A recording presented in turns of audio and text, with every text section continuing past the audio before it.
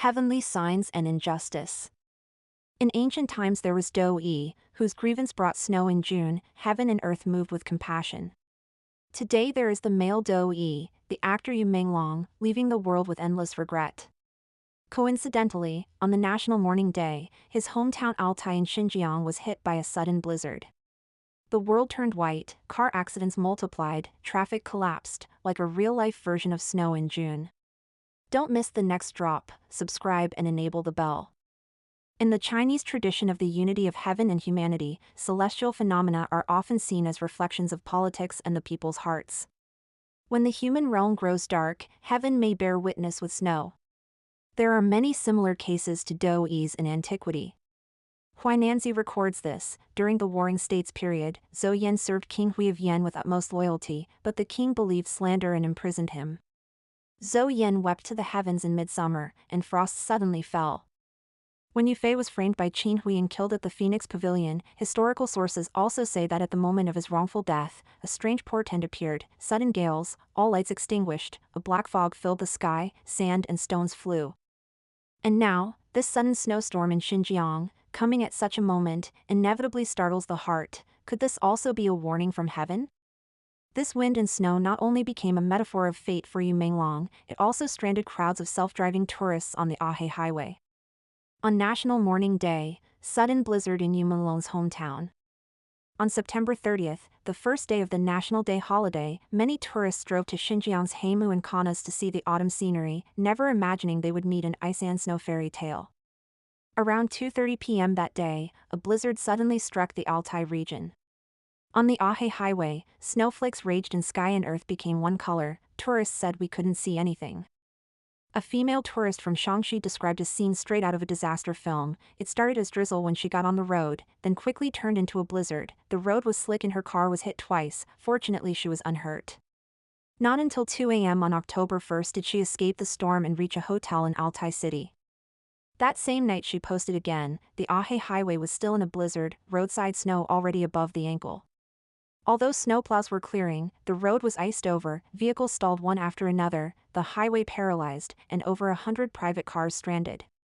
Another netizen warned on October 1st, the Ahe Highway is closed. I forced my way out after more than 9 hours of driving yesterday.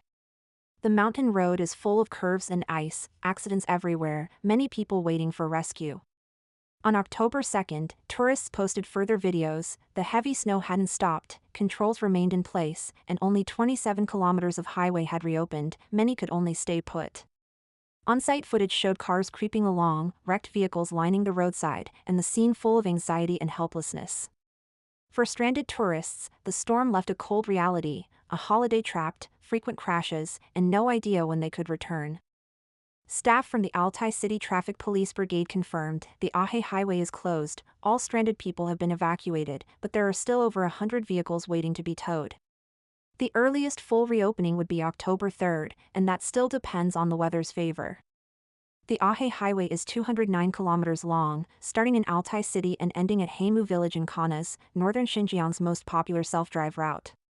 This blizzard essentially locked tourists inside a snow country.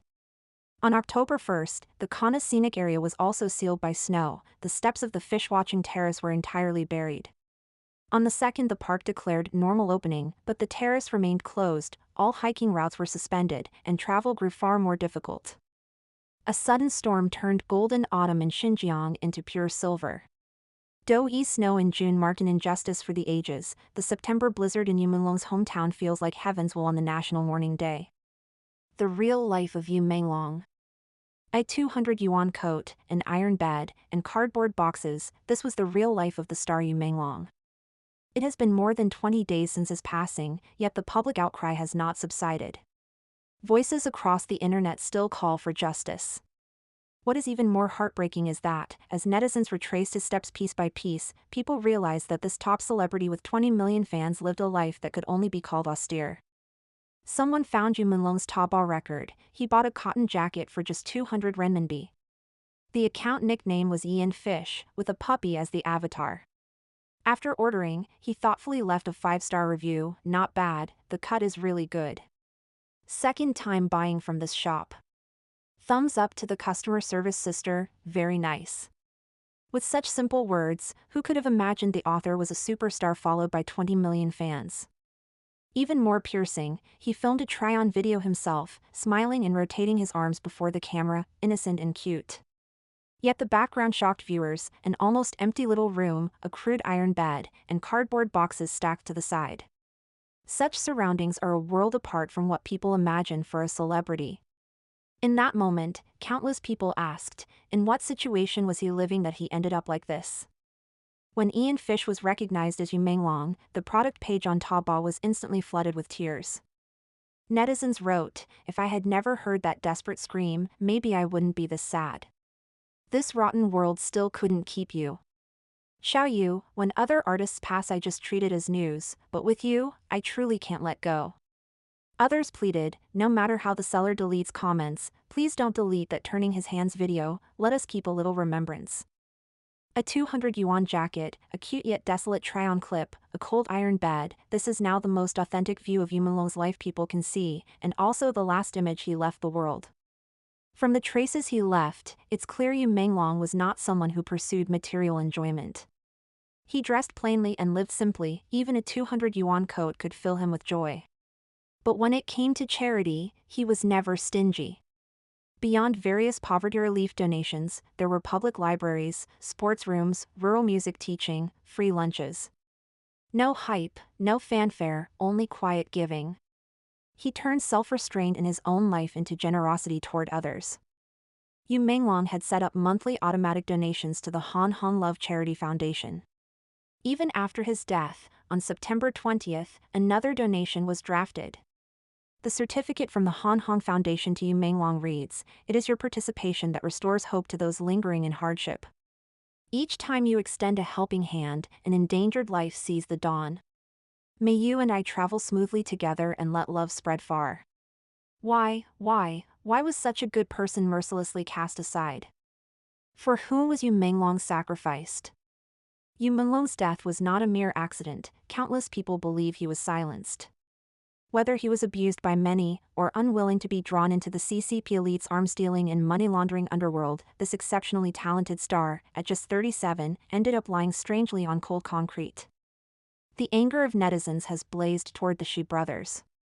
Rumors ask whether the prince who bullied him was Xi Yuanping, the brother linked by blood to Xi Jinping, because in the imperial era, only a ruler's brother could be called a Qinhuang, prince. Adding to the strangeness is Menglong's birthday. He was born on June 15th, the same day as Xi Jinping. Some suspect he was chosen as a sacrificial offering, his life exchanged for the elite family's prolongation and disaster avoidance. Nor is he alone. Another actor who died mysteriously, Xiao Renliang, was born on October 15th, the same as Xi Jinping's father, Xi Zhongshuan. Are such coincidences truly coincidences, or signs of a sinister, ancient taking on another's calamity ritual of sacrifice? What chills the spine further is that not long ago Xi Jinping publicly said, before a military parade, humans may be able to live to 150. When that statement overlays rumors of birthday sacrifices, it sends a silent shiver down the back. Thus public fury flared, and fingers pointed directly at the Xi family. People asked, why him? Why do the young lives that keep being lost have these haunting overlaps with that family's birthdays? Menglong's death in his prime is not only a tragedy for the entertainment world, it is a blood and tears indictment of a labyrinth of darkness. Where is the way out for celebrities? In mainland China, show business has never been just entertainment. It is a Vanity Fair where money and power intertwine, a place where the dreams and nightmares of countless stars unfold together. Behind the bright red carpets and spotlights lies a mess of unwritten rules: sleeping for roles, sex for power deals, laundering money, kept relationships, and being ATMs for elite families. If you comply, you might soar for a time; if you resist, the ending is often tragic. This is the so-called reality of Chinese entertainment, not a contest of talent, but of who bows lower to power. Fan Bingbing's plunge from the peak is a vivid example. From sister fan to attack scandal and collapse, she was cast out and banned from the mainland market. Such a blow could have silenced her for life, yet she turned to go overseas. Recently, with the Malaysian film Mother of Earth, Di Mu, she was nominated for Best Actress at the 62nd Golden Horse Awards, praised as having washed away the glitter. Her studio was quick to post on Weibo. In 2025, Fan Bingbing returns to Treasure Island with Mother of Earth. Lately she has been shuttling among Japan, Hong Kong, and Malaysia for work. Late at night, Fan posted on Weibo herself, to everyone climbing upward along life's road. Just off the plane, have a drink, for this busy yet fulfilling stretch. The road is long, let's walk it together. The IP location showed Hong Kong, paired with a moody photo. Although she didn't explicitly mention the Golden Horse Awards, many netizens believed this was precisely her sentiment on being nominated again there and at the Tokyo Festival. This achievement not only gave her a new stage in the Chinese-language film world, it also proved to the world, only by escaping the den, jumping out of the system, out of that cage, can one find a path to live again, a second chance at life. As for Menglong, clearly talented, with both looks and ability, he remained long trapped in the den of China's entertainment industry. When he refused to bow and refused to be a plaything of the powerful, what awaited him was not applause but darkness. That sunny youth had long been pressed to a dead end. Had Menglong left earlier, perhaps today's ending would be different. But there are no ifs in this world, only endless remorse and pain. Do Yi's grievance brought snow in June, moving heaven and earth. In Xinjiang's National Mourning Day blizzard, Menglong's figure likewise chilled countless hearts. This world did not treat him well.